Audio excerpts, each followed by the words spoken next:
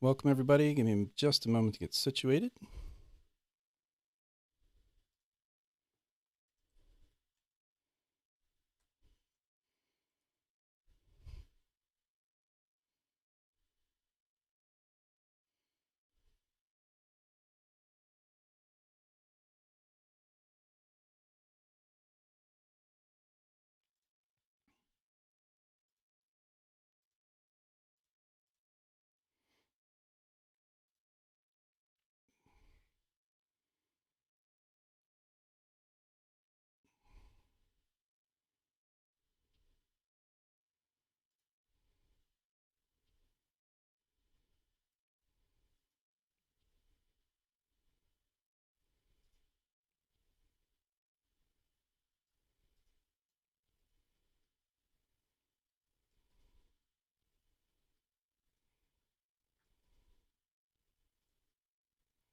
Okay.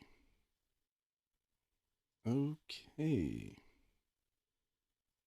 Okay.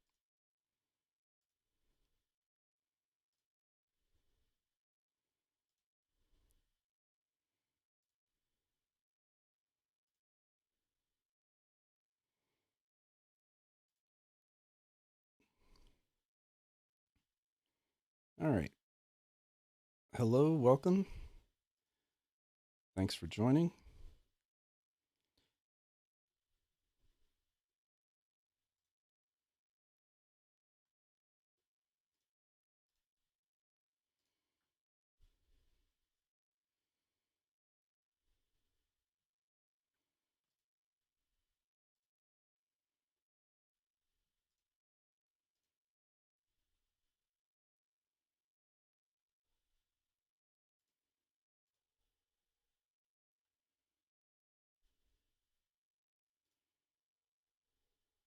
All right.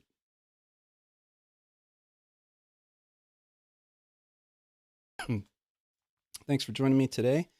I wanted to take a look at the Linux Mint 19.3 release, beta release, codenamed Tricia.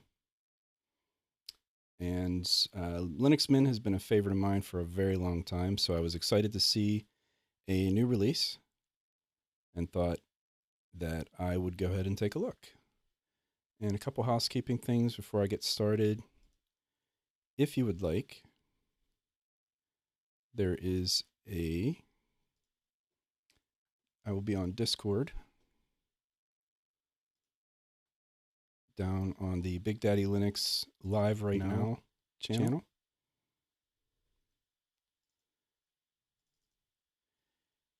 And so if folks want to join there, they're welcome to.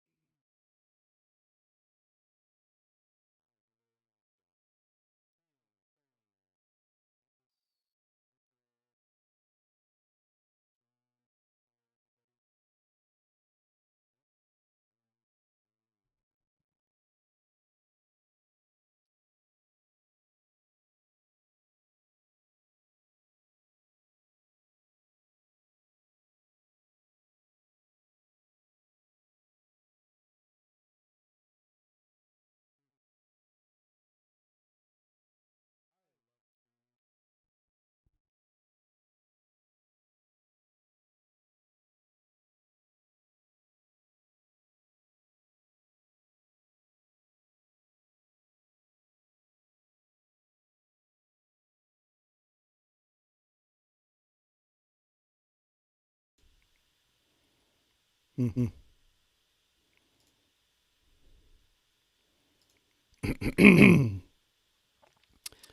Well, that's working, but now I can hear myself.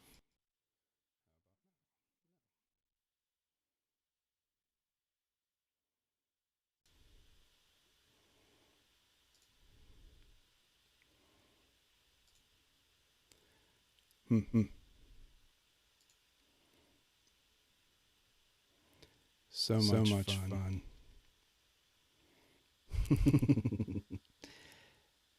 All right, all right. So I will mute the desktop. I can still hear myself. Okay.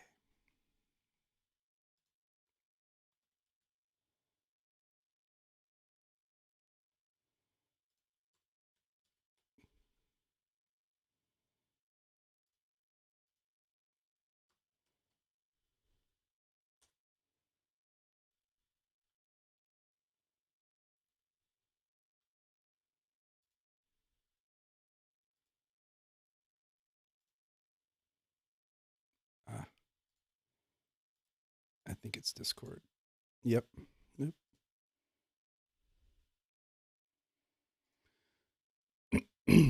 Yeah, I know there's an echo. Sorry, guys. Give me 1 second.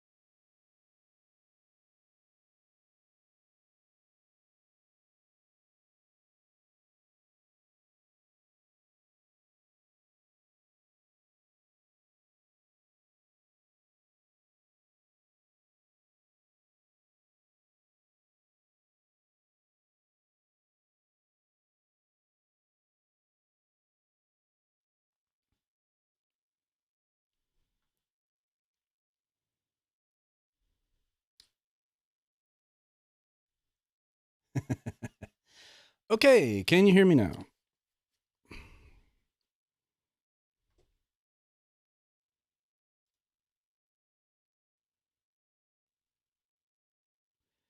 Yes, hooray. Okay, I have fixed my Pulse audio woes. Gee, I love Pulse audio. Okay, so there we go. And I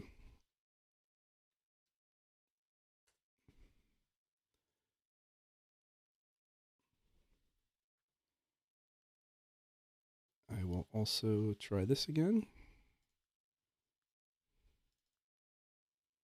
All right. So I'm also on Discord. If you would like to join voice and say hi, you're welcome to. It's sort of like a voice back channel, voice chat, and that is on the Biddle Discord. Down, if you scroll down, there's a streaming channel live right now. And I'll throw this in here. Yeah, Ken, I'm working on my telepathy. Not quite there yet. I'll see what I can do. But, all right. Well, that was 15 minutes of me playing with Pulse Audio. There's that old joke about reinstalling Windows. I don't know if you guys have ever heard this. It's sort of like a sing-song joke about how do I expect to die reinstalling Windows. That's going to be me with Pulse Audio. I guarantee it. So, anyway, good to see everybody. Thanks for joining in. Got some stuff to cover here with Linux Mint, like I was saying. So they have a beta release out, 19.3 Tricia. And I wanted to take a look at all three desktops, what's new, and just kind of run through some things, see how that goes.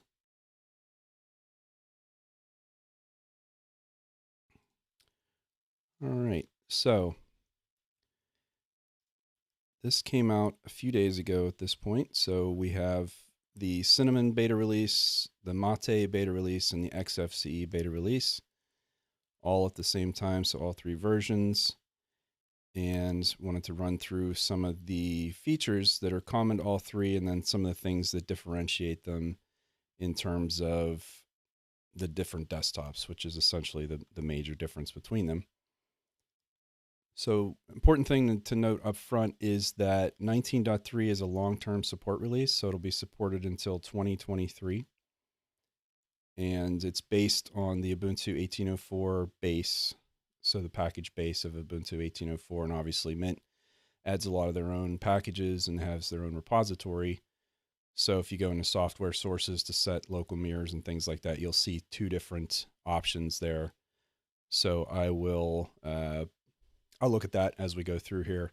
This is running on Mint, and this is actually the beta that I'm running off of right now. And I haven't had any issues, and I'm not counting that Pulse Audio issue as an issue. That was that's having too many Pulse Audio dependent applications open at the same time, trying to use the same inputs and outputs and all of that fun that I'm sure a lot of you have already experienced here for yourselves. If not, one of the fun things in Linux is can be audio, but I contend that's also true in Windows. I've had some issues in Windows as well, so is what it is. So system requirements: 1 gig of RAM, 2 gigs for recommended for comfortable usage, which makes sense. And that's going to be on all. This is for all three desktops. They're using the same requirements, so you may get less usage on one desktop over another, and you'd be able to run it on 1 gig, but you're probably going to be swapping in and out to a swap file or swap partition, or you're going to run out of memory and have some bad issues there. So,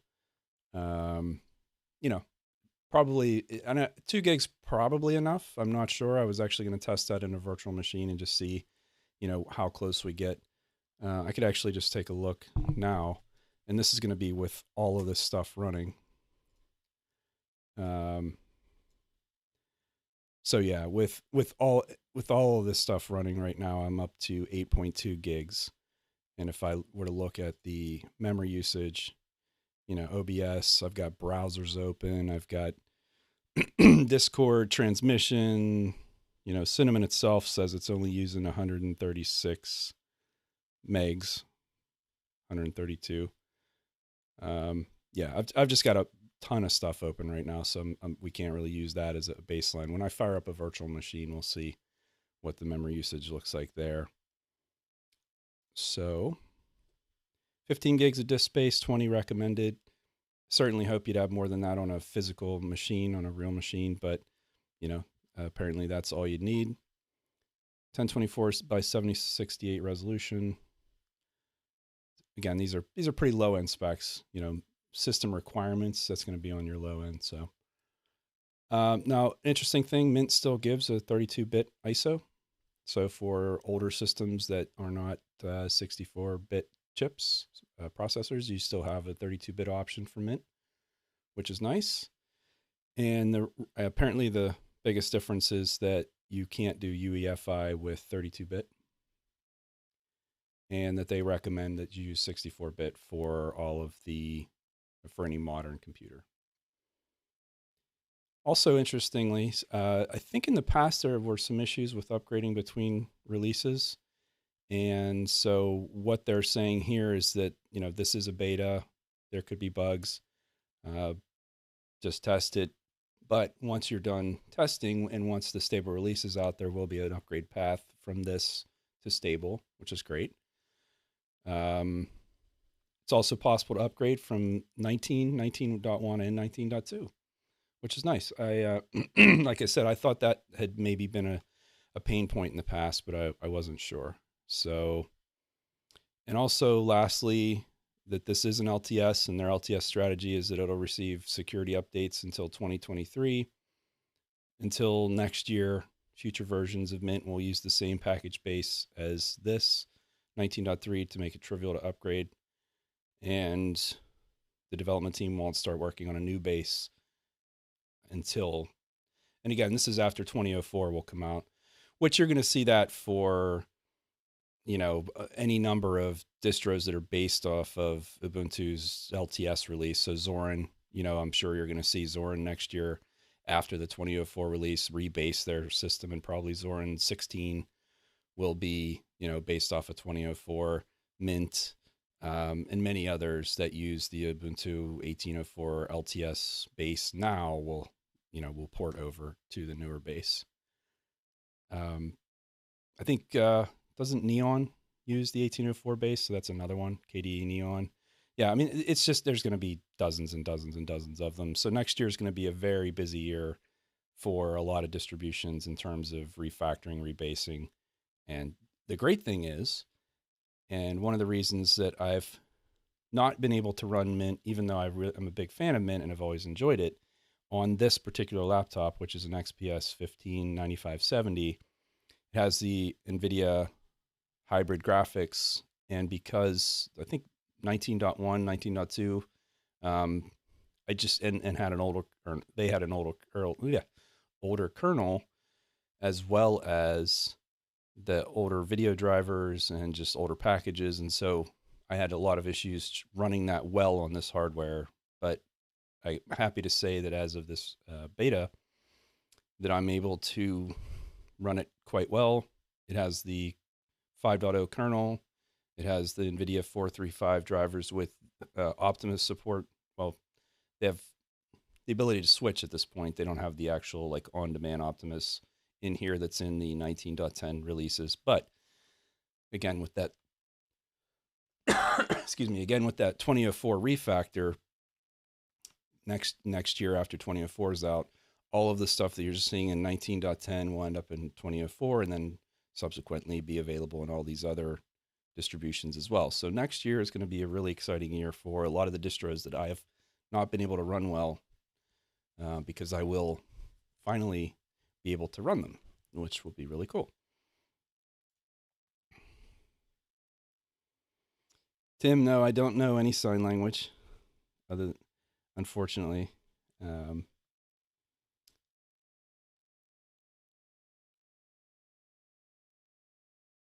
Hey, Keegan, how are you? Good to see you.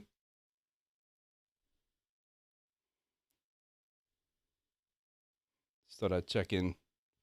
And I'm talking a mile a minute here. I thought I'd just check in and say hi, see what's going on. All right.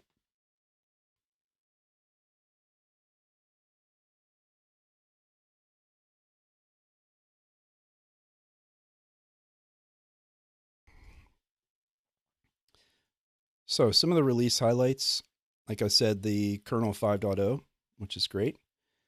Firmware 1.173.9. So we've got, some updated firmware there. It's on the Ubuntu 18.04 package base. And if let's run in and grab this. Let's look at the new features. So something that I thought was really interesting here is system reports. It's something that pops up in the tray, and I'll show this whenever I go through the install.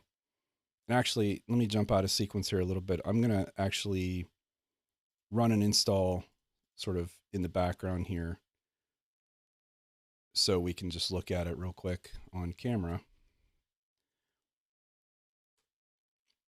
So nicely redesigned boot screen there.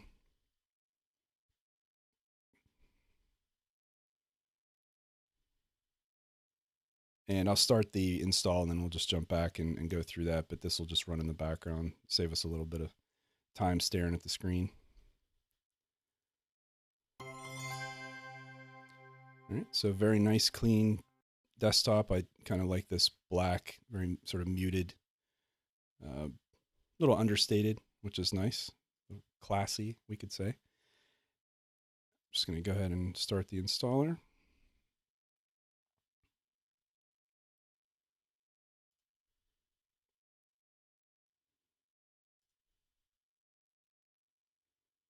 Now, I'm a huge fan of the look and feel of Cinnamon, and it's in particular the mint themes.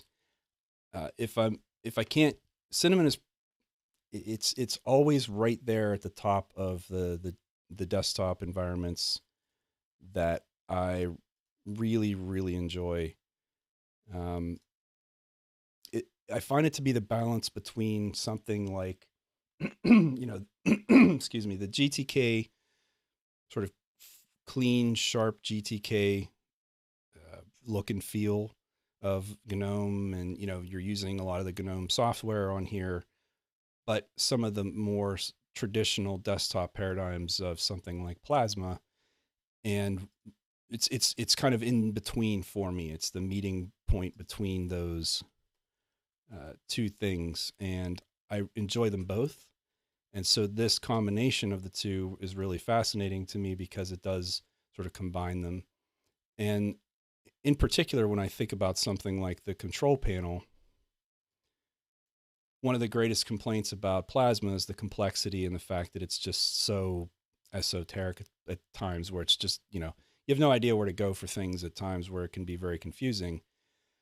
And then you have the GNOME side of things, which is just sort of a very clean, straightforward menu, and you can search, and I think it's a lot more functional, a lot easier. And then this is somewhere, again, kind of in between there, where GNOME doesn't have a lot of the, you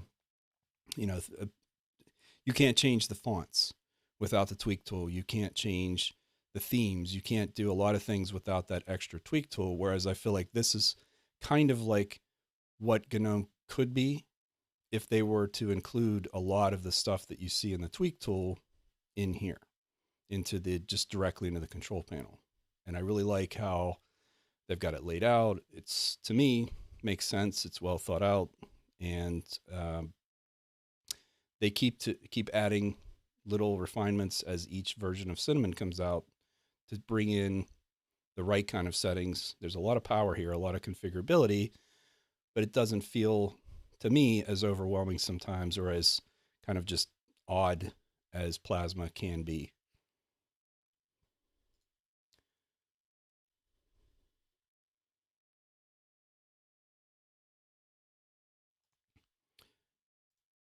Hey, Zeb and Vince, how are you guys? Good to see you. Side question: how many VMs do I have?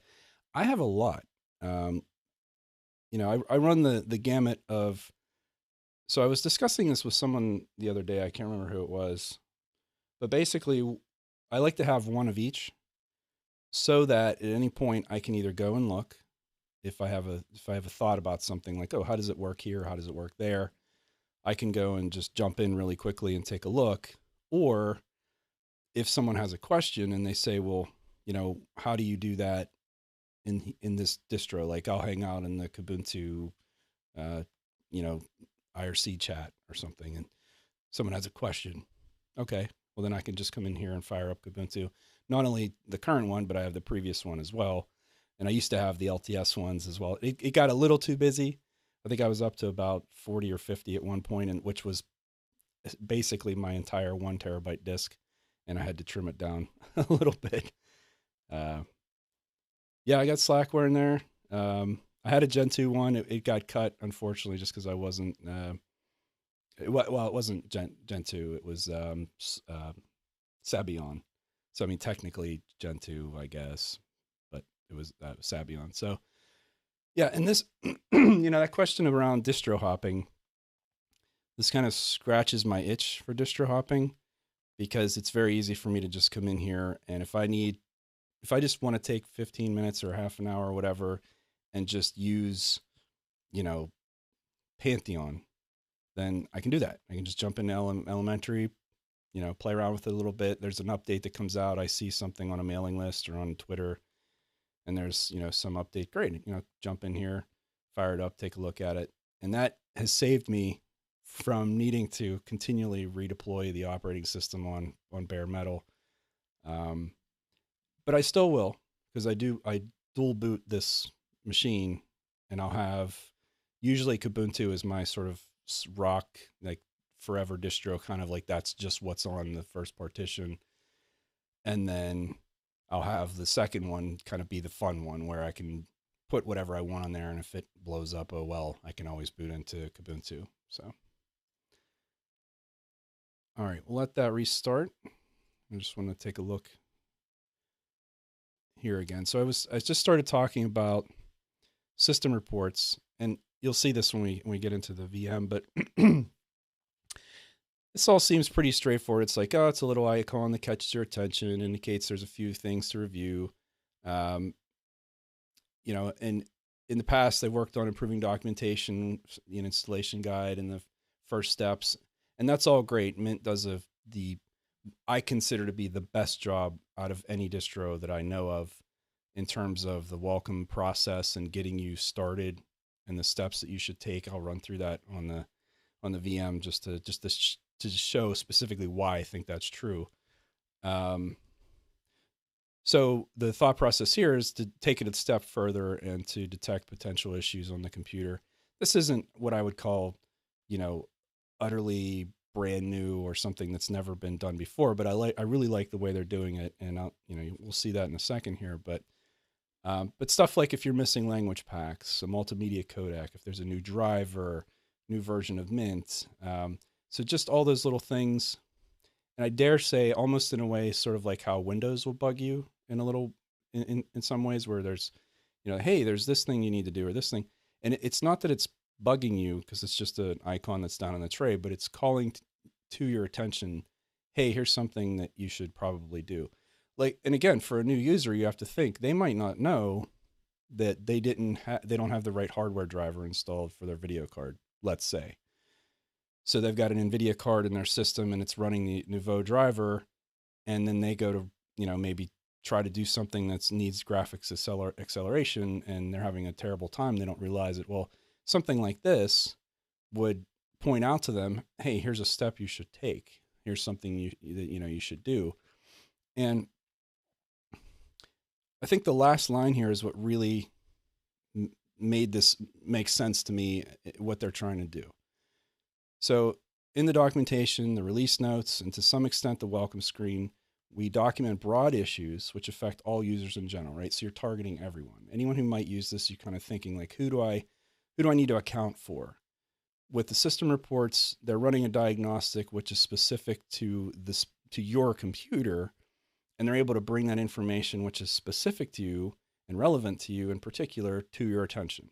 So they've got the broad net of documentation, welcome screen, first steps, all of that sort of best practice, kind of how do you get started, And then this is the more narrow focus of what specifically on your system are things that you probably need to take action on in order to have the best experience. So thought that was a pretty cool idea, and you know, and in practice, it seems to work pretty well.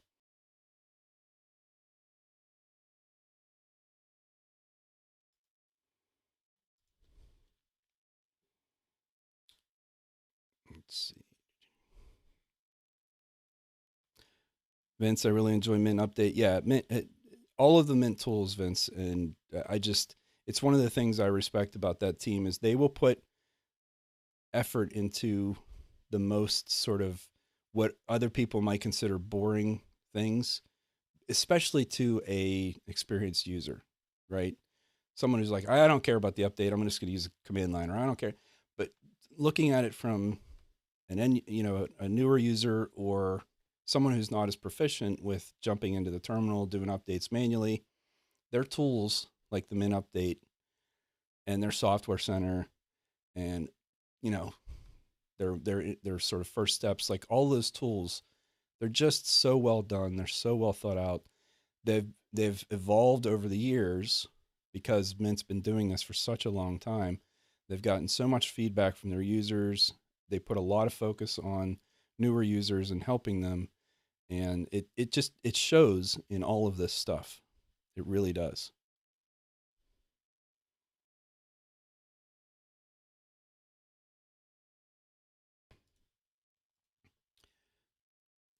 Along with the locale and region for language settings, you can set your time format, which I'm sure for many people this is very helpful if you're not quite in one area, or if you have it assumes in a lot of cases if you set a language that other things get set as well, and maybe that's not, you know, your locale.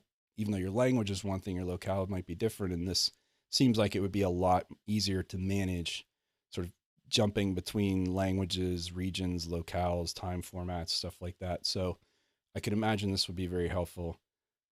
You know, this is I'm never going to change anything personally, but I can just see how maybe a multi-user system or someone who's traveling, or I don't know, I could see this as being something that's probably been requested in the past that they finally got to.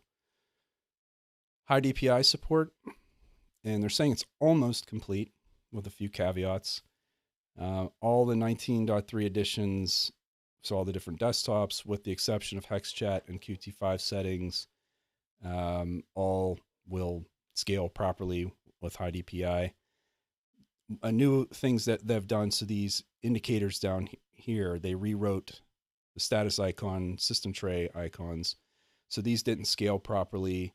I don't believe there was ever necessarily a huge issue on Cinnamon, but I think on maybe Mate and XFC, there might have been issues. I'm not entirely sure. I don't have a huge monitor. But I remember seeing some issues with icons in the tray, and also some deficiencies that they fixed, and it's further down, and I'll touch on it. But so they've made a lot of effort towards making this look good and run well on high DPI hardware. Celluloid replaces XPlayer as the default multimedia player, which is like big whoop. They just decided to change, you know, a player. But what's interesting to me, and I didn't really think about this, is on a laptop in particular, it can run the battery down because playing with XPlayer was only rendering via the CPU. So even if you had the ability to render via GPU, it couldn't do that. It was only ever going to use the CPU. So apparently Celluloid gets around that because it's based on MPV, which provides better performance and hardware accelerated playback, and it can also handle larger resolutions. So small quality of life change, but I think that'll probably benefit a lot of people. G-Note, a lot of people like Tomboy Notes for, you know, a long time. I'm sure they still have a lot of people who use it. And I mean, it's a nice little note app. Not something I use personally, but I did take a look at it, and it's actually, I mean, it's nice. It's a nice little note. You can make, you know, notebooks and, you know, formatting. It's a notebook. It's a nice little included bundled, you know, notebook that could let you, you know, capture your thoughts. And you know, it integrates well. It looks nice. It seems to be functional. I couldn't tell if it had markdown support. It didn't look like you could really do that. And it's at this point, I'm pretty dependent on markdown. Uh, I'm just That's just what I'm used to using now. So, you know, it's a new thing that I'm sure some people appreciate. Drawing, I thought this was interesting. They decided to not include GIMP and included a very simple program called Drawing. Now, these are not the same thing. Like I guess so my experience with this was, and I guess I can relate this, is that I set up a laptop for my daughter, and I put a bunch of art programs and stuff like that on there. I opened GIMP for her to use, and she was really confused by all of this stuff. She's 7 years old, and it was just, you know, each tool has its own settings, and then the colors for each tool, and you know, it was a lot for her to just try to use. Whereas I did install this drawing app, and she immediately figured out how to use it, and she was able to draw things and make shapes, and you know, just all the kind of it's a lot like MS Paint, you know, Microsoft Paint, and she, you know, she used it to great effect because it was what for someone like her she was using. But I don't think it has the same capabilities. I mean, not even close to GIMP for something like photo editing or, you know, actually making graphics. Um, it's obviously called drawing because it's focused on drawing. So again, I don't see them as an equivalent thing. So I'm not entirely sure why this is considered the replacement for GIMP, but there you go.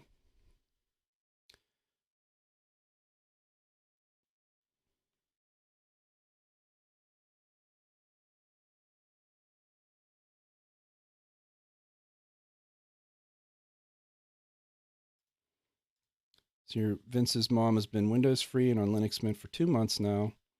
Only had one support call. No, it's not Chrome. It's the orange Firefox icon to use the internet. Hey, you know, you could put Chrome on there for her if it was that big of a deal. Although I don't think she would care one way or the other, right? She just needs to have the internet. And she's used to seeing that colorful Chrome icon instead of the Firefox one.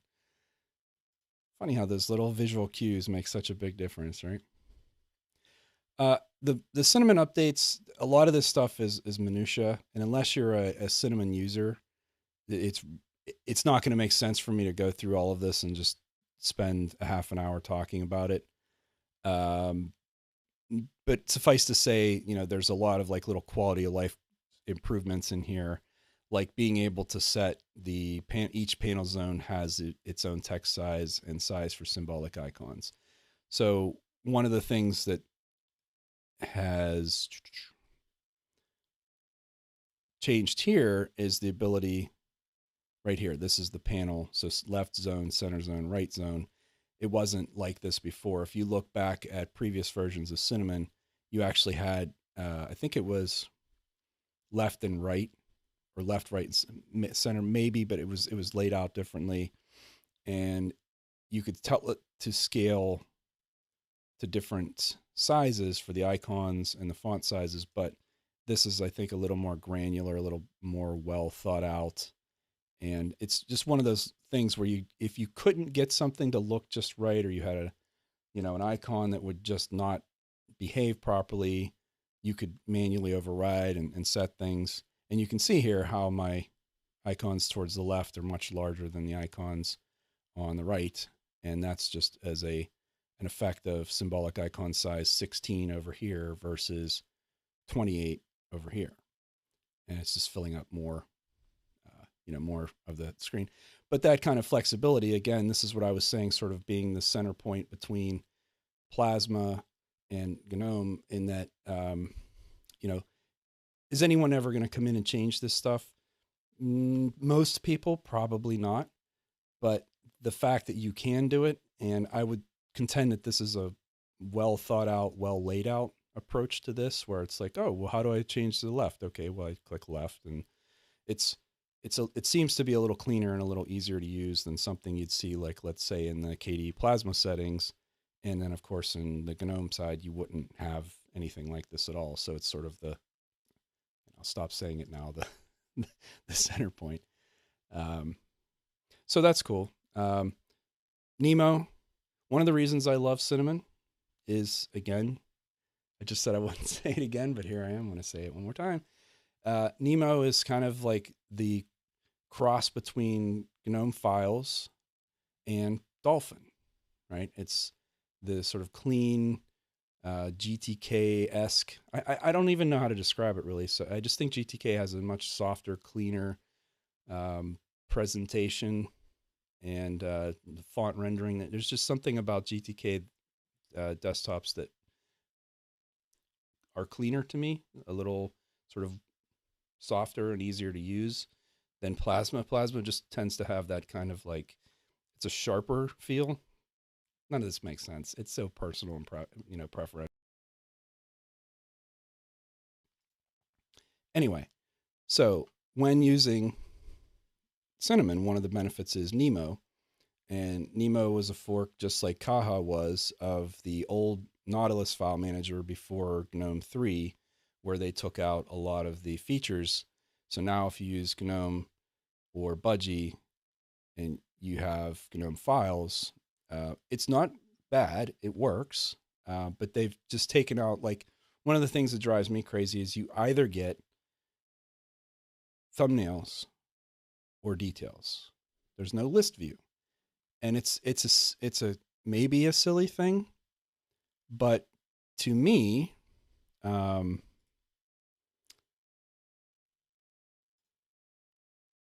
so here's my thumbnails, right? But in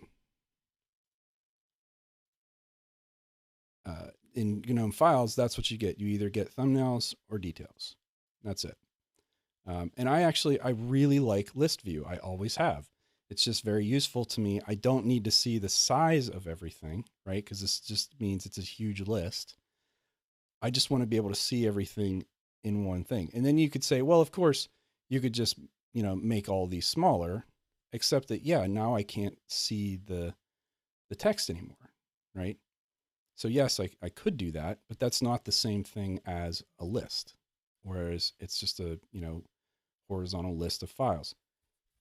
Anyway, it's a small thing, but the fact that you can do this in here, you can have an embedded terminal like you can have in Dolphin. There's a lot of equivalent functionality of Dolphin. There's, different layouts where you can see folder views versus shortcuts.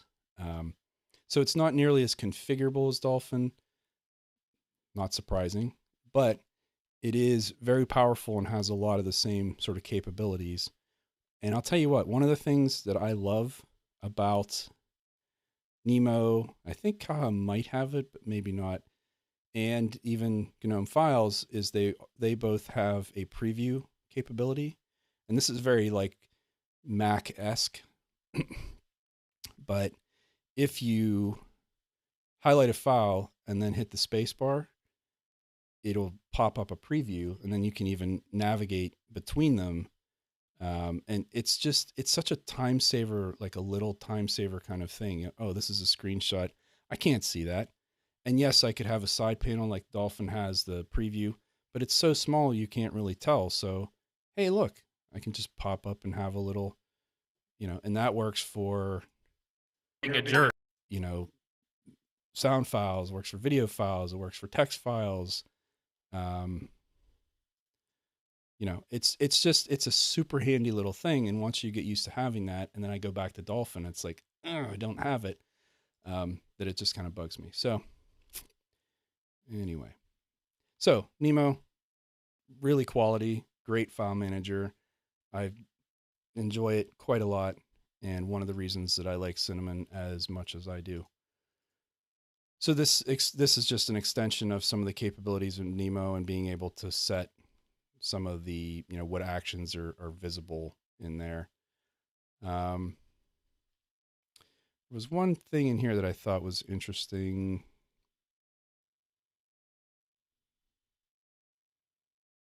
Oh, yes. As a laptop user, I love the fact that someone was smart enough to say, hey, I don't really like when I have an external mouse plugged in that my touchpad is always active and I could easily touch it. And then I'm, using a mouse and accidentally bumping the touchpad. And so under touchpad,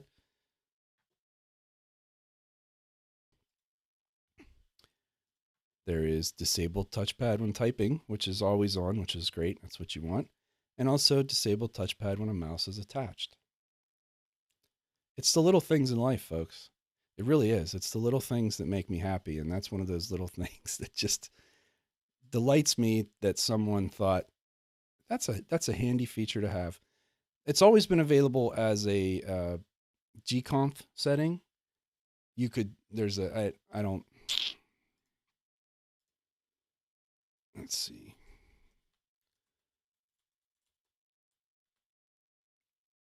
There it is. So this G settings, if you set this in GNOME, it will, you probably can't see it, it's too small on your screen, but it basically, it's a G settings where you're setting a, when there's an event of a mouse plugged in, it disables the touchpad. And then when you unplug the mouse, it re-enables it. So that capability has always been there, but the ability to toggle it on and off is there was no way to toggle it. You'd have to go in and actually just change that setting. Whereas this is a nice sort of user-friendly way to do that.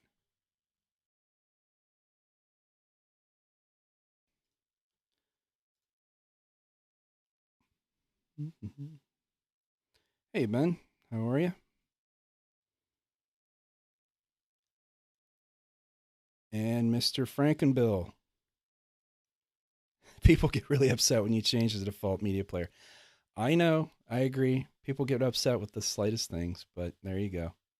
Yes, and you're right. Ubuntu Budgie does use Nemo, but if I'm not mistaken, Solus Budgie still uses GNOME files or Nautilus or whatever you want to call it. So, and because Ubuntu Budgie includes that in the Ubuntu base, if you're running 1910 A1 at Ermine, you can install that in any other GTK, well, any other desktop, but it makes sense to do it in a GTK desktop, I would say. If you're in Plasma, you're probably already enjoying Dolphin. Although, don't you use, aren't you using Nemo on Plasma? If I'm not mistaken, on Farron OS Next. Anyway, because of Budgie maintaining Nemo, I think it's 4.0 something. Anyway, you can, if you're on Mate, if you're on GNOME, just a regular Ubuntu, you can install Nemo and use it instead of files, which I have done, and it works just fine. So what do you know? Yeah, so I mean, most of the stuff, again, this is all just quality of life stuff. They're X apps, so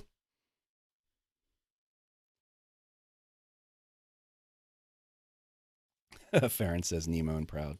I love it.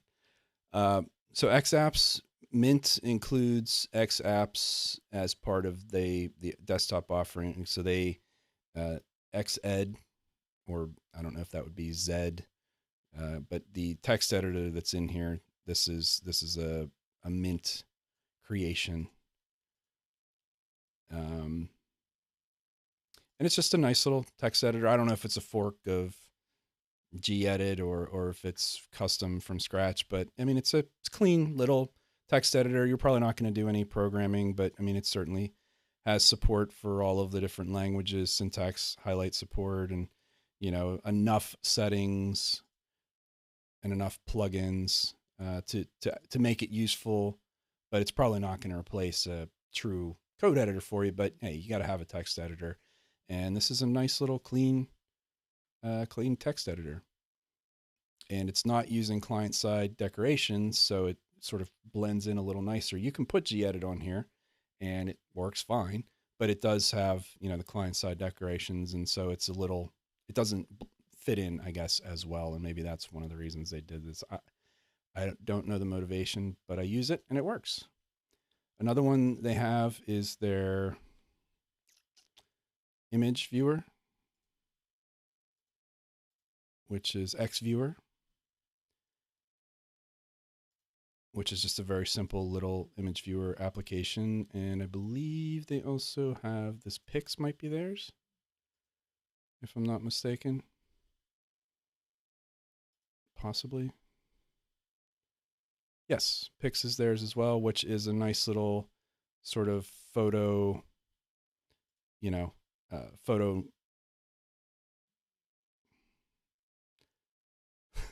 My mind is organizer, photo organizer, and it's nice. It's a nice little system. It's great for kind of it's obviously picked out my pictures folder. I can add shared stuff in here.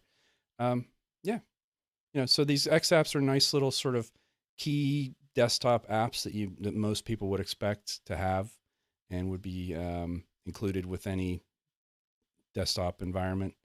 And so as each release comes out, they update some of them. Their Bluetooth, they call it Blueberry, but their Bluetooth UI, it's updated. Yeah, so Pix, XZ, XReader, XViewer, Light DM. They have a hardware detection tool. Okay, so their artwork. This was a contentious point I remember a little while ago where they had a logo that had a lot of gradients, and it made it very difficult to use it in any other context than with that background, with that specific shape and size. You really couldn't do a lot with it, and they had proposed changing the logo, and it was a big big deal because they wanted to change the logo. And I mean, it made sense for them to do it. Now finally they've been able to do it, and I love it. It's very clean. It's recognizable. It's almost got a little bit of like a finger thing kind of going. I don't know. It is a graphical representation, obviously, of LM, but it's the way it's done, I think, is very clean. And like they say, it gives them a lot more flexibility whenever it comes to producing artwork. And I'll tell you, just from when I was doing these this Telegram sticker pack. Yeah, here's the old Mint icon. So you look at that, and just the way these sort of gradients and the way this kind of lays out and the shape of it made it very difficult to use in different contexts. And I remember whenever I was going through here, some of these you can tell have been modernized, and they're easy to work with and easy to use in different contexts. I could create banners with them. If you've seen my Twitter header, it has all the different logos for everything. And some of them, the contrast is good. You can easily change the colors if you need to. Something like this with these gradients and all of that, it's very difficult to work with. I mean, like Gentoo is another good example. I mean, it's just kind of the older way of building out that artwork, and it just makes it's just difficult to work with, I guess is the best way to say it. So I'm glad to see that they were able to make those changes, and now they have a nice clean layout, and that's been brought into the sort of menu button here. It's on the splash screen, and I'm sure it'll be their website. I know they updated their blog, but they're gonna the main site. So their blog has this nice new layout, which I expect to see that logo change soon. But then this is their sort of classic site with this kind of, I don't know. At this point, to me, this is looking a little kind of funky and old, but hey, I'm a web guy, so I get picky about that kind of stuff. So beyond the artwork, they've got some really great. Mint has always had fantastic. I put Budgie in the same category. There's certain distros that do such a good job on their wallpapers, and it's not just the like stock standard, like it's a graphic of our logo with the name underneath of it. And here's one that's like this and like that. And yes, the default desktop is that to start with, as so that's your branding. But to go in and have a very nice bunch of varying backgrounds that also, funny enough, happen to correspond with the different theme colors that they give you. So if you're using the mint Y or minty or they give you green and teal and blue and brown and red. And funny enough, if you look at these pictures, they kind of coordinate with some of those. So if I like the aqua, and that's what I usually use. So there's some nice aqua in here. And if you were using the purple or using the red. So they do a really good job of thinking through some of these things. And I personally appreciate it. I think it adds to my enjoyment of using it. So, all right, enough of that. Let's just say they've done a lot of stuff in here, a lot of really cool stuff. Tons and tons of changes. Again, because this is an LTS and they're focused on supporting this for the next 3.5 years or so, they're trying to add a lot of quality of life kind of things, which is exactly what we're going to see out of the 2004 release for Ubuntu as well. Right? They've got some stuff, ambitious stuff that they want to get in there. If they can do it, great. If it doesn't work out, they're going to err on the side of caution because an LTS really kind of needs to be solid and clean and, stable, obviously. And so that's what they're going to go for. All right. Here's why I love Mint. And particularly why, if someone said to me, what Linux should I use? And they've never used Linux before, I'm almost always going to say Mint unless there's some specific use case for why that might be. Hey, Vince, thanks for coming, man. I appreciate it. I know it's earlier over there, like 9 a.m. or something. Oh, by the way, yeah, this was my attempt at being truly international, it's 10 p.m. in the UK and 9 a.m. in Australia and 5 p.m. here. So that was the slice of the time zones or whatever you want to call it for scheduling that seems like it's the only one that could possibly work for everyone on this planet. So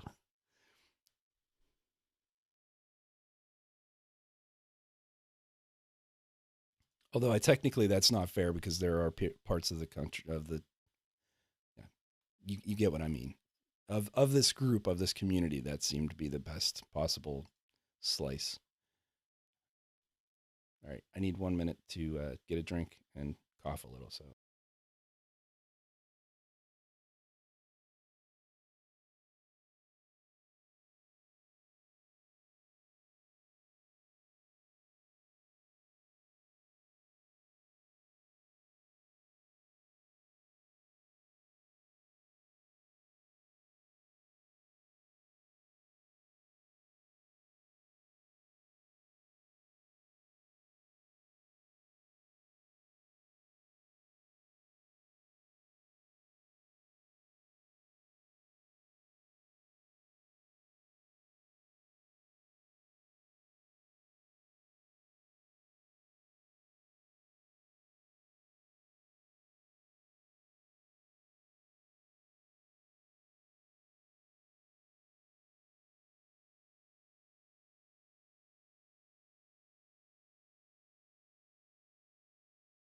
All right.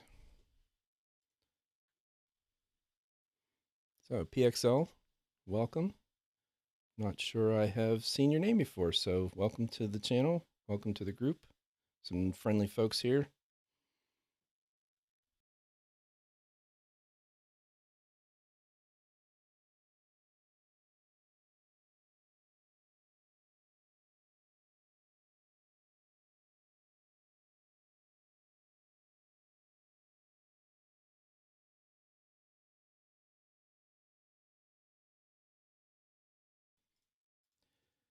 All right. So, why I think Linux Mint is so good for new users. This is one of those things. Welcome screens on a lot of distros, I give them credit. So Mate has a fantastic one. Budgie has a fantastic one. Ubuntu doesn't, which I think is a bit of a miss for them. A lot of distros do a good job and put a lot of thought and effort into their welcome screen. And I give them a lot of credit for that again, but I think sometimes they can be a little overwhelming. There's just a little too much. I remember looking at, I think it was either Budgie or Mate. And I mean, the software selections in Mate is fantastic. The browser alternatives, they go into the great detail behind the inception of the project, what it is, why it is. All the information that a new user might want is there, but I also think that it can be a little kind of overwhelming in the sense that there's just so much to go through that you're not sure, like, what am I supposed to do? What's important? What are the things I need to do? And I really like that it's just this, like, dumb and simple, right? It's just like, okay, what do I do?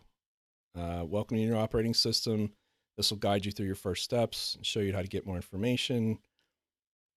Okay, great. What do I do? First steps, system snapshots. You should probably do some backups of your system. Why don't we set that up? Okay, great. What do I do? Now this is, no one's going to know what this means, right? rsync or btrfs. I mean, you can click help and it'll kind of explain it. So I almost wish they would just, like, not even show that screen. But it's kind of one of those first step things. Okay, great. It recommends keeping 5 daily snapshots. That might be overkill, but it seems to be like maybe that's a good place to start. And now, interestingly, most times, this will not include your home folder by default, right? So, and that's what it's saying here. So it's excluding all of those. I think it's important for people to understand that this is really just like system backups, and it's a way to recover from installing applications and stuff like that. Almost like System Restore was in Windows. I don't even know if that's still a thing. But you can choose to include the hidden files. So I like that they're giving some granularity here. And there you go. Now it's active. And it's sort of a set and forget, and it's in the background. Driver managers. Yeah, maybe I should look at my driver managers. Look at my drivers. What do I have installed? What do I need to do?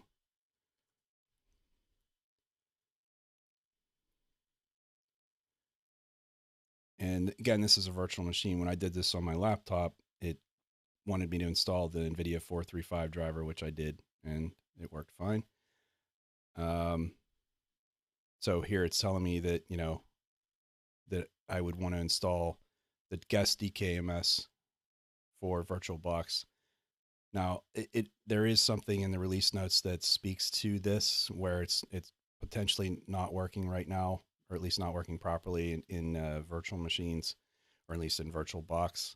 So I'm not going to mess with this just because I don't want to screw this up while we're looking at it. But on physical hardware, it detected the fact that I needed the NVIDIA driver and let me install it, and it worked fine. Now you should run updates. Great. Let's do that. Now, Vince mentioned this update manager. I think this is the best update manager that I've used from an end user standpoint. Again, Mint took a lot of heat in the past because they were using this scale system where they would say 1 through 5, I believe, was the scale for whether or not an update was important or not. And you could set the threshold to what you would want to update, because they were security updates were the most important ones, and then all the way down the line into ones that were much less important. And Mint's philosophy was, well, you have to have the security ones because those are the ones that everyone should be running to mitigate any kind of vulnerabilities. Great, we're going to automatically have that. But then they would sort of filter out other updates that were less important. And I think the thinking behind that was you could potentially introduce either change or instability in a way that could confuse the user, right? In a way that might, um, you know, let's say there's a new version of a program, and you know how end users are. I mean, Bill said, if you change someone's video player, they they might go crazy, uh, and stuff like that happens. I mean, my wife is the perfect example of someone who does never wants something to change on her system. If it looks this way and acts this way, and it changes for any reason, it just she can't handle it. It blows her, her comfort level of spatial recognition of like where something should be, where a button should be, how it should look.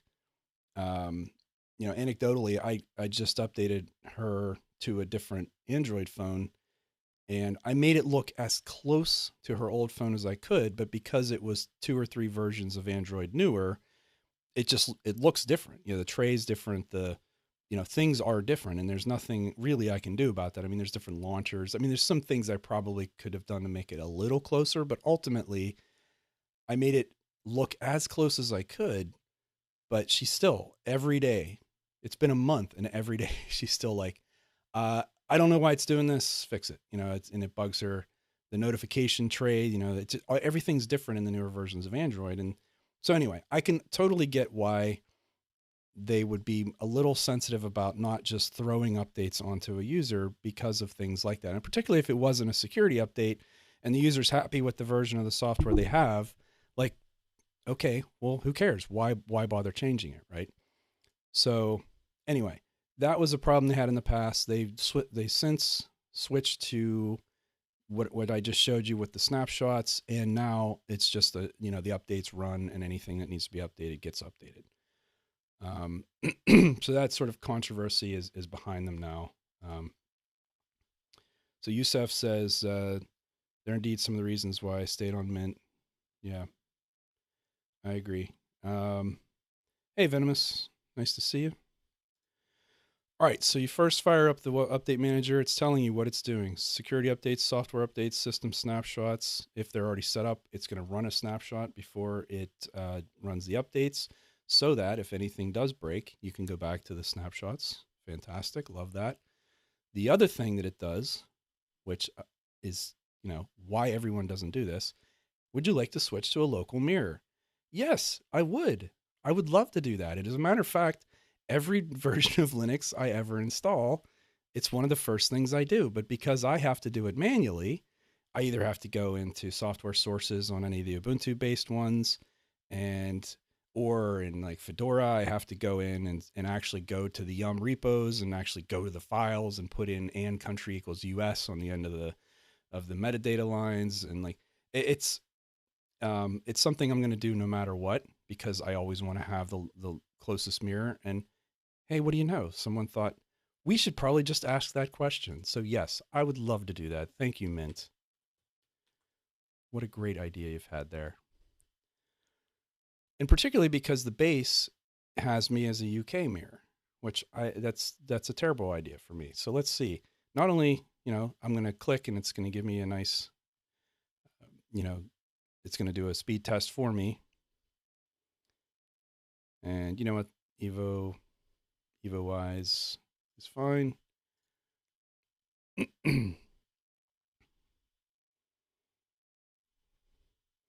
This Fireball one, it keeps timing out, and I'm not sure why. And EvoWise again. Okay, update my cache.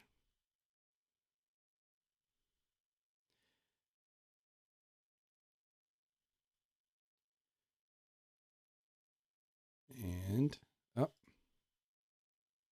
that's right. So there's something going on with this key here. Excuse me. And I don't know if this is just a beta thing, but I noticed that this happened to me before too. So this one in particular. So I'm just going to stick with Linux Mint for that one. Okay.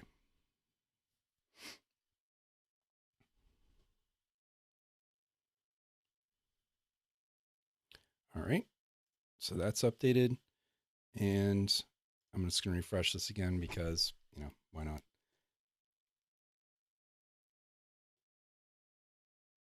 And even though this is a beta and it's only 3 days old, there's a lot of change in here. And if you are running the beta, expect to see a lot of updates, probably a lot more than you would ever see normally when running, just any version of Mint. So lots of stuff in here. The other thing I wanted to show before I run all these updates is you can also do things like see the history of your updates. You can choose, this is really cool for people who want to run a different kernel. Oh my God, I'm sitting here. I forgot to change the screen. I'm sorry, guys. I've been talking. I'm such an idiot sometimes. I've been talking to you and you're not seeing the screen. I apologize for that. So let me go back and I will start this again. No, I'm kidding. I'm not going to start over. Sorry. But just so you can see this. So setting up the snapshots, this is the welcome screen, first step, setting up the snapshots. Yes, I want to do that. Yes, I want to look at the drivers. Yes, I want to do the updates.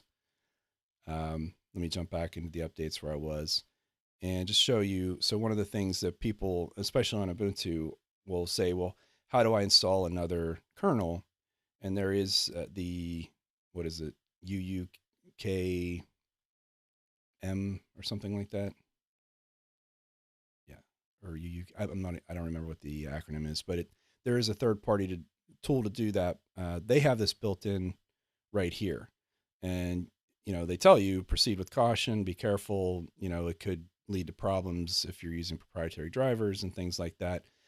But if you're someone that knows you want to try a different kernel, you can do that very easily. And it comes with the 5.0 kernel by default.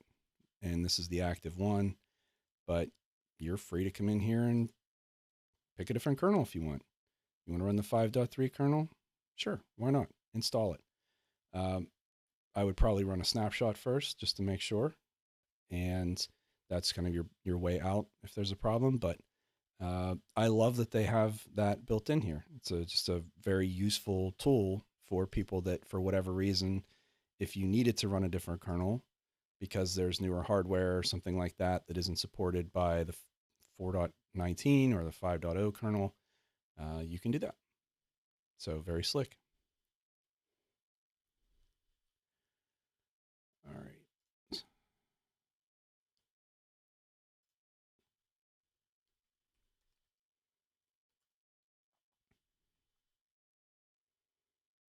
So while those are installing, the other thing I really, really love about Mint is the consistency they have between their different editions.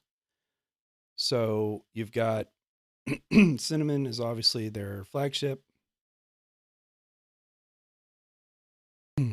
If you install Linux Mint, the default install, you're going to get the Cinnamon desktop, but you have the choice of XFC or Mate as well. And the fact that they are so consistent, the desktop appearance and also the tools that are included, really at that point, you're just choosing a different desktop because you prefer XFC or you prefer Mate and the capabilities that it has. So the differences between desktop environments obviously are going to be the file managers, the menus, the different tools that might be included, but you sort of have this. When I think of this, the best way I can think to explain this is when I think of something like Manjaro, you have all of those different desktop environment options, and every one of them is slightly different from another. Now they do have standards in terms of the look and feel, so sort of the color and things like that. But in terms of the way that those desktops function, they can vary quite a bit, and that's a little bit it's a little jarring, right? So you have the flagship as the XFC version, and maybe let's say Plasma is this close runner up to that, and then all of the other ones, and they're not quite cohesive. They're not quite connected, and not completely disconnected because they're all Manjaro, but they're not quite the same. And I think you could even say that for the Ubuntu flavors as well, where the desktops, they all look different, they all behave differently. Yes, they all have the same base, but they are not, they're just not the same. Whereas when you come in here and you look at this, you just saw me go through the Cinnamon side of this. Well, look, Cinnamon's in the background, right? And here is the XFCE, and I'll just to be dumb about it or just make it easier, I'll pick a different desktop. So this is the old one. So so there you go. You get the same welcome screen, same first steps. You have the same icons, the same the same basic layout, and there is a different menu, obviously, because this is the XFC menu. The and so it doesn't look exactly the same, right? This is the Cinnamon menu, but again, you have this level of consistency between the two, where you've got the same welcome screen, you have the same tools installed, the same basic like layout and look and feel, and I really love the fact that they put that amount of care and attention into supporting 3 different desktop environments and making them so just so convenient and cohesive for their users, and are basically providing the same experience across Cinnamon, XFC, and Mate, which is very, I think, unique. I mean, that's definitely a very interesting proposition, right? I mean, XFC, Ubuntu has its, and we're doing that for Big Daddy Linux this week. I mean, it looks like, pretty stock standard XFCE. And then you go to MX, and they've got their own implementation of XFCE, and you look at, the new Zorin Lite that came out, Zorin 15 Lite, and it's XFC, but it'd be hard pressed to tell it's XFC because it's so different. And so XFC is very configurable, and you can do a lot with it, and you can make it look and act in a lot of different ways. But again, this sort of consistency for the single distribution across the different desktop environments is kind of to me, a unique thing about Mint, and something that I respect that they put that much care and attention to. So that's the XFCE version. And just for the fun of it, let's look at the Mate one. And this is done, so I'll go ahead and reboot.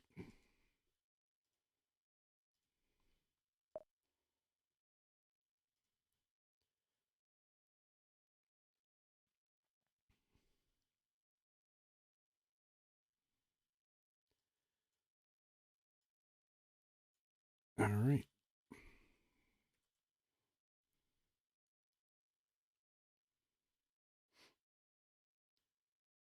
Looks like maybe Mate's not going to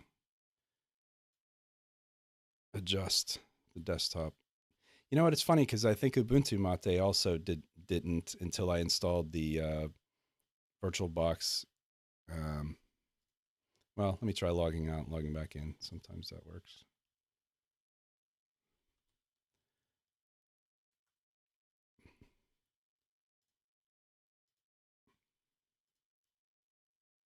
Yeah, there you go.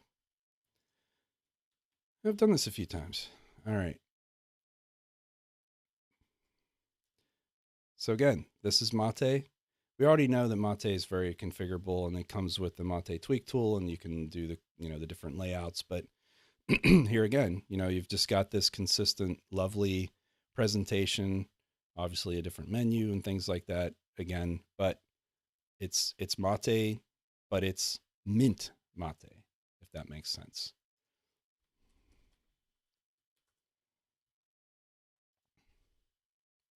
So very cool. I'm not a huge fan of XFC, and I'm not a huge fan of Mate, just because of some of the layout stuff and some of the sort of UI stuff.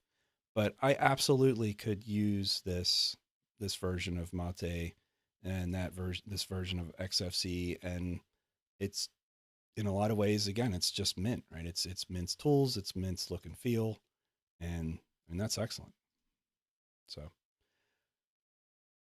all right. I wanted to jump back to this real quick.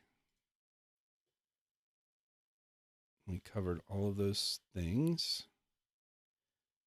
Talked about the cinnamon updates. So the XFC updates are really just that it's 4.14 and it's all of the features that 4.14 brought with it when it was released. So more or less, I mean, there's nothing earth-shattering here to go through. It's the fact that they are using that latest version, and there are a lot of specific things for Mint here, but I'm not going to run through all of those. Just know that they do have the latest version, and there wasn't anything Mate specific, but of course they're using, I believe, also the latest version of Mate as well.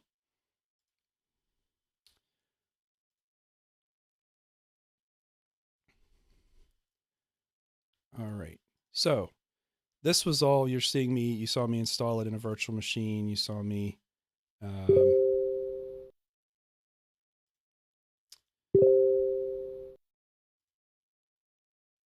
Sorry, Nate's bugging me. Cut it out, Nate. Gosh, that guy, I'll tell you.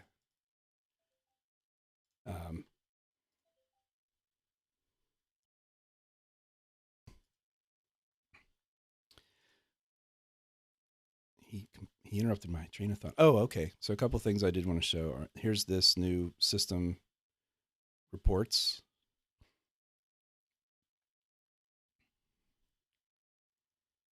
And as they mentioned, it's going to call attention to things specific to this machine that you may want to address. Here it's saying that it's missing language packs. I also thought this was interesting. So on a Ubuntu-based distribution, normally you don't set a root password because you're using sudo and you don't really need a root password. But they're saying here that it's it's locked by default and it's not set. Your boot menu's emergency mode does not require a password. Set the root password to protect it. So I thought that was very interesting because I hadn't really thought about the fact that yes, you're not required to enter a password whenever you boot up to recovery mode. I mean, you have to log in. Do you? You know what? That's a good question. I'll have to test that out. But so basically, they're saying like, hey, that's a security flaw or security risk. So if you set your root password, then you're going to at least need to put in a root password before you can use that the boot menu's emergency mode. So nice little call out. I don't know that a regular user is going to know that that's important, but I like that they at least call it out here. And the other thing that is they're expecting you to go to a terminal and put in some information. Maybe this is the type of thing in the future they make it a little easier, a little more clear to handle that. We'll see. Yeah, Robin, the new menu, the icons, I went through those I think before you showed up, but yeah, it's pretty cool. I'm enjoying it quite a lot. Mr. Grubbs, good to see you, sir. What up? Oh my goodness, he snuck in on me. I did. See, that's what happens. This whole streamer mode for Discord, it turns off all of the channel sounds and everything. It's sneaky. Yeah. So, What did it do? not much, man. Got to work from home today, huh? I did. Lucky boy. Well, the circumstances weren't that great, but yeah, we'll take it. Okay. So what's happening in the chat? Who's in the chat? Yeah, all kinds of folks here. Mitchell and Robin, Bill Frank and Bill. Tim, yeah, Venomous. We got a good group of people. And I did get Vince, which was kind of the experiment that I was telling you. Could I make a stream where I could get a cross section of sort of everybody, get folks in the UK, folks in Australia, folks in the US. So it seems to have worked a little bit.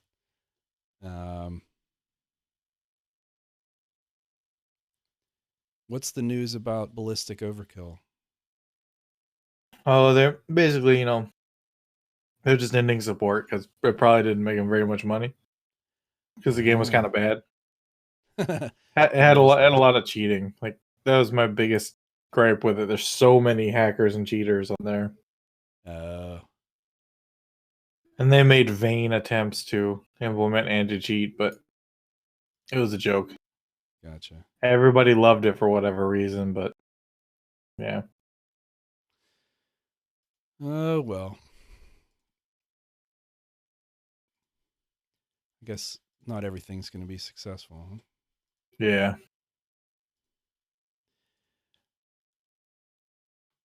All right. So my experience, so everything you saw was me in virtual machines and stuff like that. But I've had Mint on this laptop for a few days now, and I've just been sort of putting it through its paces, installing all of the software that I would use, and it's a mix of. So one of the things that, like I mentioned earlier, I think their software center is particularly good. Mint made the conscious decision to go with Flatpak because they just have some fundamental philosophical differences about Snap and the proprietary nature of Snap, and they kind of see Canonical as being a middleman between the software developers and the end users. And not that necessarily that's always a bad thing, but that the potential is there for Canonical to have their own interests in mind, perhaps when they are, considering things or how they're supporting Snap or what gets priority, that kind of thing.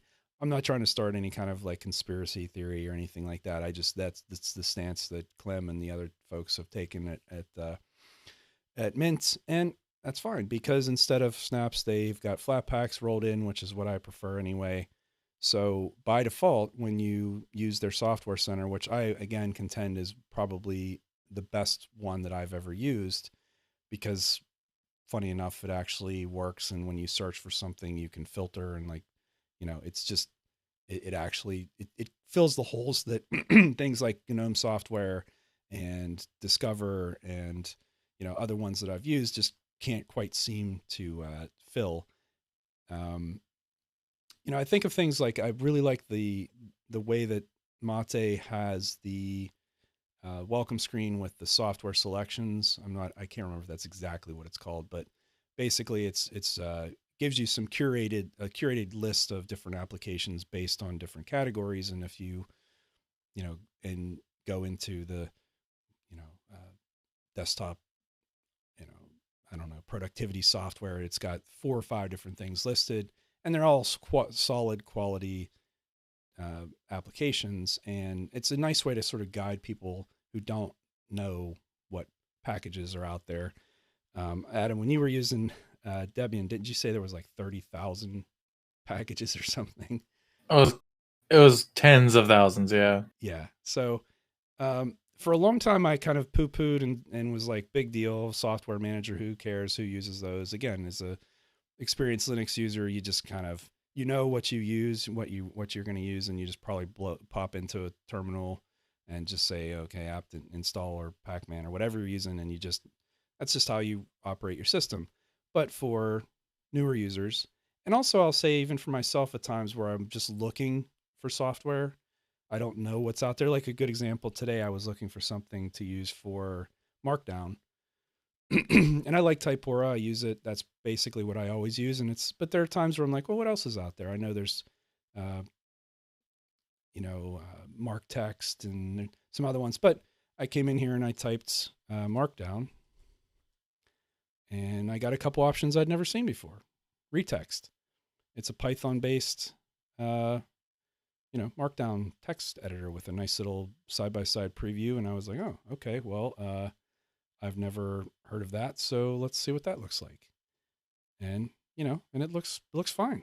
It looks great. Now this is Typora, what I usually like, and this is just like Markdown from there. But if I come over here and paste it in, it's going to know what all that is, and then I can do my preview, and you know. So again, it's an option that I would have never ever seen before because it's just some random GitHub project. Um, that the software center was able to call to my attention. So even for more experienced users, I still think there is a use case for it. And the reason that I think this is so well done is because it is curated a little bit better, I think, than most other ones. And it does have Flatpak built right in, which is nice. And so you can show things that are already installed, choose to how you're searching, that sort of stuff. And I just think it's a well done version of a software center, and again, perhaps a little more well done than ones that I've seen in the past. And so I've actually used it to install apps, which I normally wouldn't, but I have. And so it's another one of those good Mint tools. And then one of the other issues that I always had with this laptop, and I mentioned this in the beginning, and LTS support, LTS distros and support for this hardware, was the kernel itself and the video driver were usually the two biggest problems that I had. And so having the 5.0 kernel and the NVIDIA 435 driver means that I can use this system, and it works perfectly well now. And it makes me even more excited for the 2004 release, like I said, and all these other distros being rebased on top of them, because I don't dislike LTS releases. Actually, I kind of like the fact that they don't need to be continually changing and updating. Most stuff I use, I don't care if it's 2 or 3 versions out of date. There aren't enough compelling reasons in most cases to upgrade to that latest and greatest. But because you've got Flatpak, App Image, and things like that, it's usually pretty easy to just get around that. So if I absolutely need the latest version of something, or it's not packaged, let's say, and not in the repository because it's an LTS and it's a newer, software project or something, I have ways around that on an LTS today that I never had 5 years ago or 10 years ago. So LTS is not, I don't need a rolling release and all those updates. It really comes down to how to, excuse me, how well does it support my hardware, right? And so as these, I guess that's just my hardware the software catching up to my hardware, right? Because I'm sure I'll still have the same problem next year on a 2004 release. If I try to get the latest hardware, I'm still going to have probably that same issue. But as long as I have this system, I'll be happy to continue to have an LTS that's going to support it and support it well. And so far, this beta has been great. Like I said, I haven't had any crashes. I haven't had any weirdness. I've done all sorts of stuff with all the software that I use, the different browsers. I've installed stuff. I've made a lot of changes. It just seems really, really solid and seems to run really, really well. In a way, it's a little boring because there's not a lot of changes to show and a lot of differences. If you're familiar with Mint, I think what I wanted to do was really just highlight how Mint is different than a lot of other distros in that the way that they sort of guide users from the start, and then the tools that they have available. And beyond that, there's not a ton of stuff for me to cover, other than I really like Cinnamon. And if you like Cinnamon, because it's made by Mint, this is the best possible implementation of it I've ever used. You can install it on Arch. You can install it on OpenSUSE. There is a Cinnamon respin that's being worked on for Ubuntu. So it's not that you can't use Cinnamon elsewhere, but their implementation of it. So Arch, for example, they give you the core, but not all of the polish. And one good example of that is the X apps are all in the AUR. The Slick Greeter, which is the Light DM version that they're using in here, the tool for configuring it doesn't really work. It kind of works, but not really. So anyway, I enjoy Cinnamon quite a lot. It's definitely one of my favorite desktops, and this is the best possible version of it. And to see them continuing to just make those quality of life changes and make it even better with each release, it's fantastic. Because I'd actually heard not long ago that someone made the criticism that, well, most of the code in Cinnamon hasn't been updated in a very long time.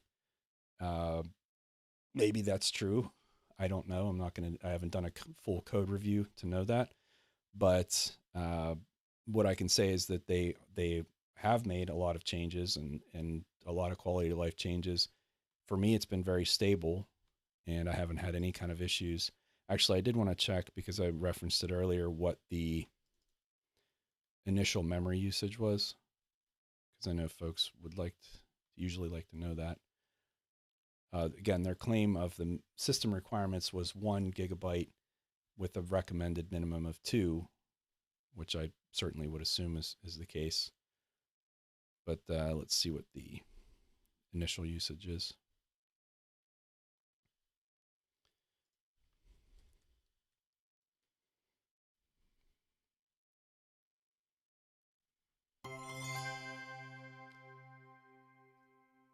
And again, I know this is a virtual machine and folks will have commentary on that, but this is a clean boot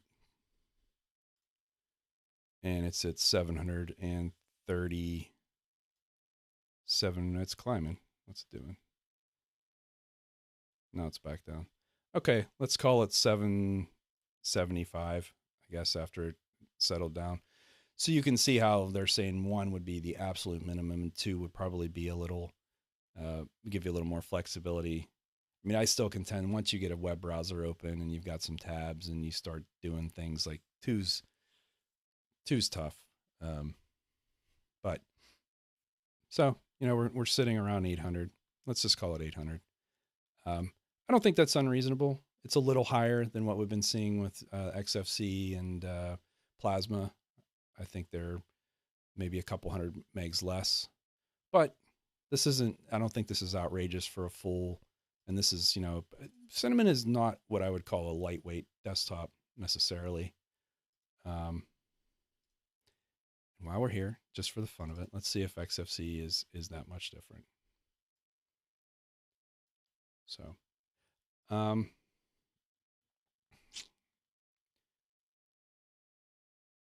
let's see.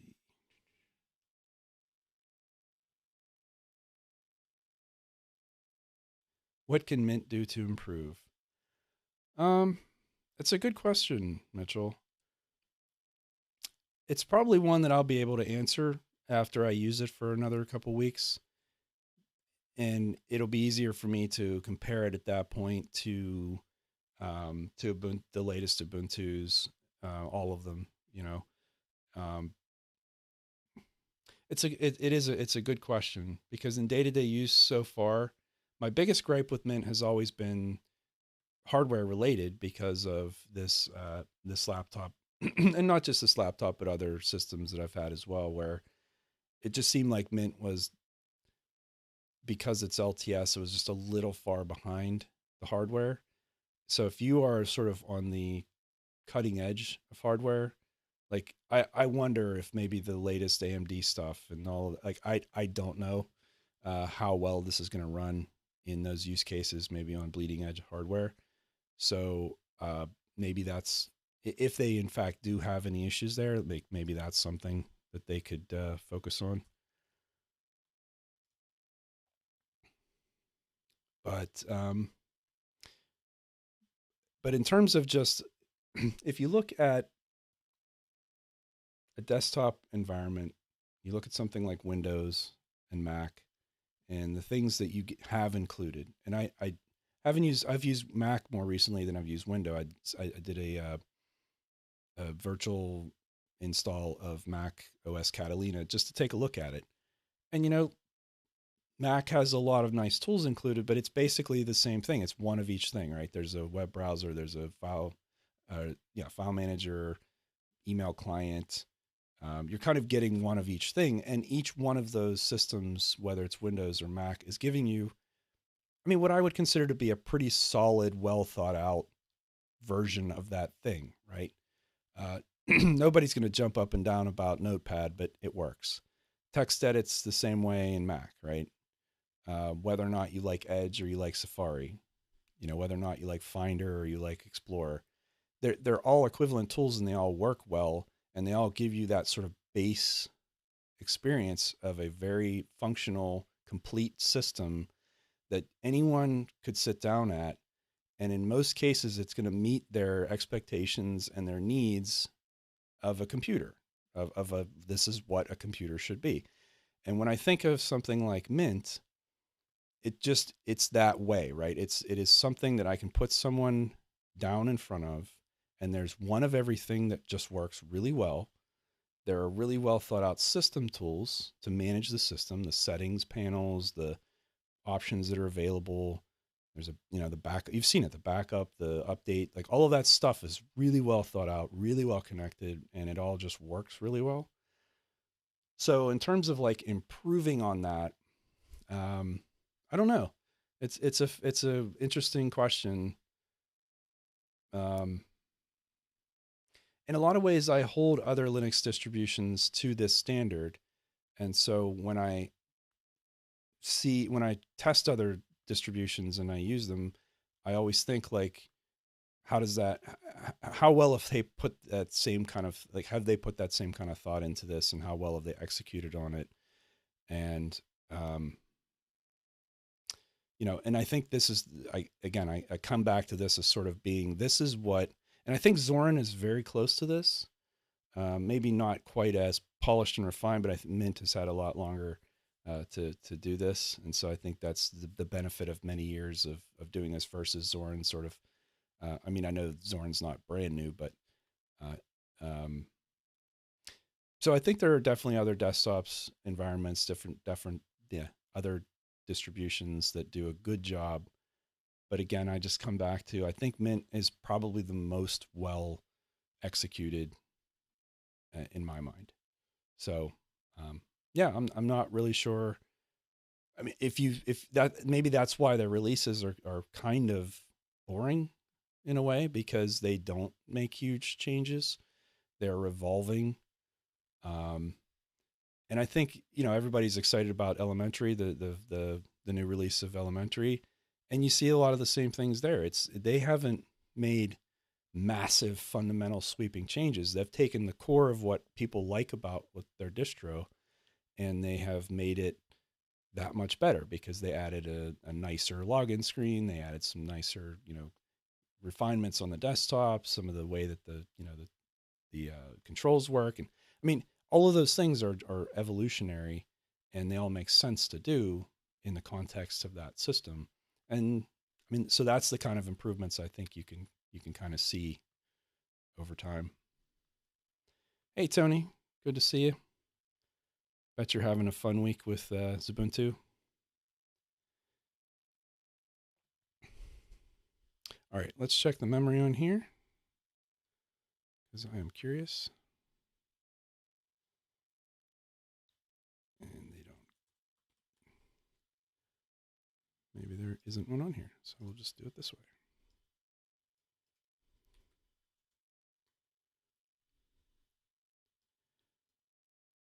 Okay, so yeah, that's a big difference. The XFC version is only using 420 megs, which the Cinnamon one was using almost double that. 811, I think, was where it was.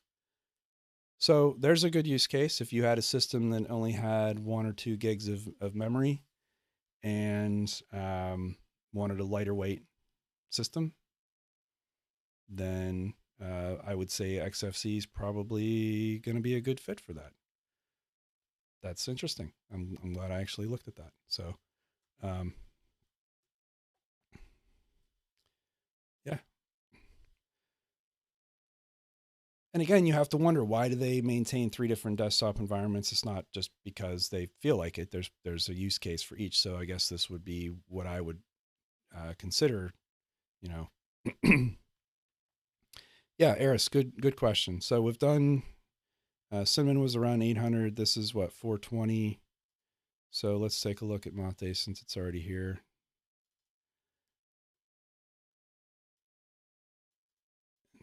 See what that comes out to.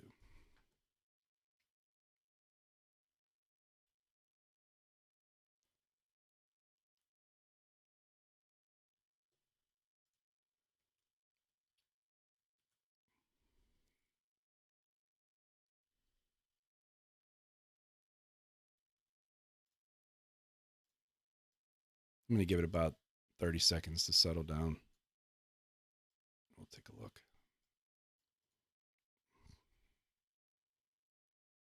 Let's do this the wrong way.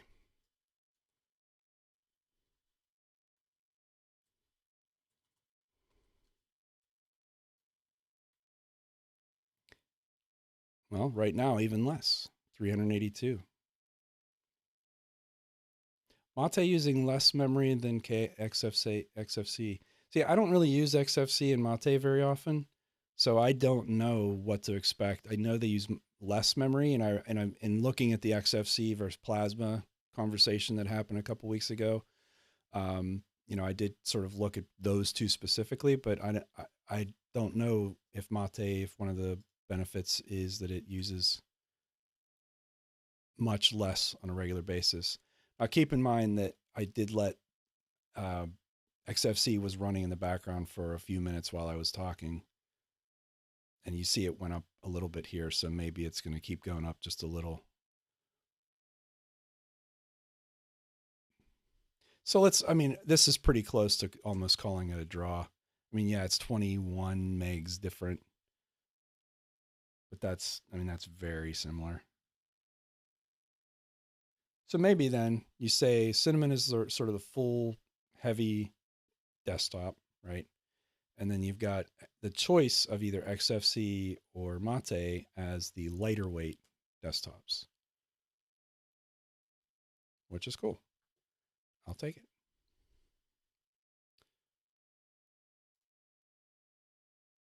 Very good. All right. So yeah, I mean that's basically. I just wanted to make sure folks were aware that Mate or that Linux Mint is out there. This beta is out there. If you like this project, it's worth grabbing it and testing it. Certainly, if I find any kind of bugs or anything, I'll be reporting it back. I have yet to have any kind of bugs or crashes, and no problems that I've come across. But if I do, that's part of the beta testing effort, is to get that back to the team. They're using GitHub as their tracker for beta issues, and it's in the release notes, I believe, if I'm not mistaken.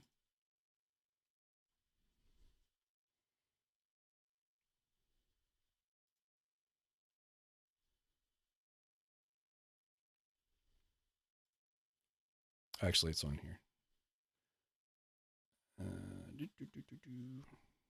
There it is, bug reports.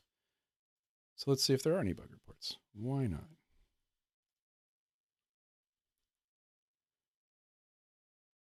It's like a high DPI thing.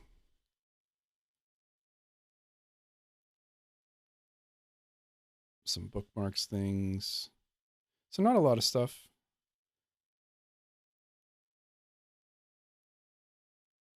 It's like just a couple things, but that's good. I'm glad to see that people are testing it, and I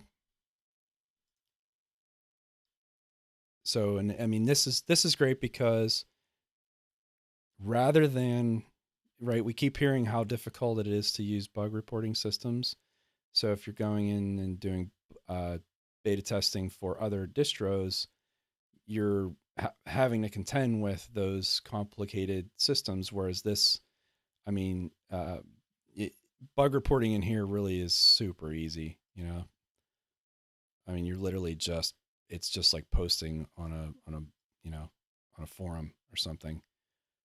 I think that's actually kind of smart on their part because it lowers the bar of someone reporting back to them, makes it a lot easier for people, to participate. Looks like there's some closed ones too.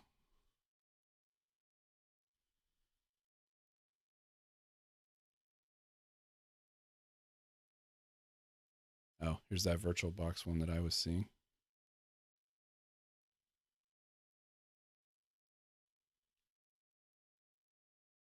Cool, and they've already fixed it.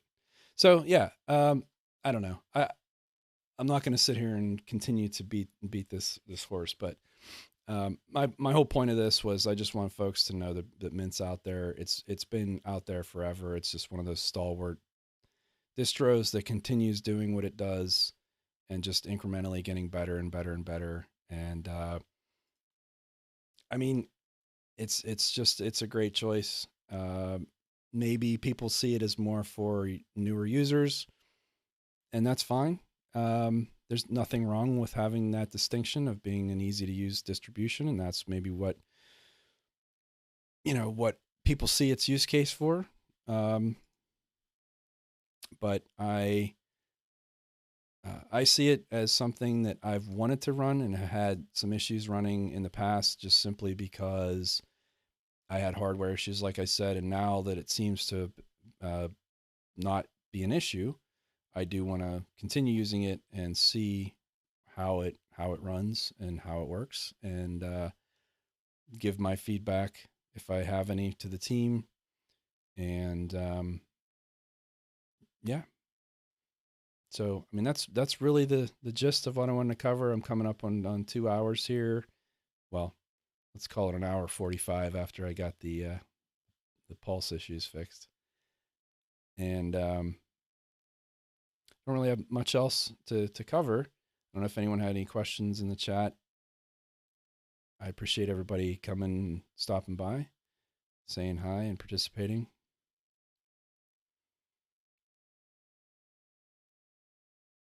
And I think that is going to do it for me, folks. So, again, thank you. I'm glad that I got to see everybody. I'm glad that I got to get this information out there. I may end up trimming that first 15 minutes off the video so I don't have to have folks sit through that. And so maybe not all the live chat will be there. I'm not sure how important that is to folks whenever they watch the streams, but anyway, yeah, that's it. If you haven't tried it, go grab a copy of Mint. You got 3 great choices, and give it a shot. See what you think. And I'm sure that once it comes out, we'll probably be testing it on Biddle, but I'm not exactly sure when that'll be. So if in the meantime you have the time and interest to do some beta testing, why not? We all love a good distro hop. So, all right, folks, take care. Whatever time of day it is for you, it's 6 p.m. here, and hope I will see you again very soon. All right.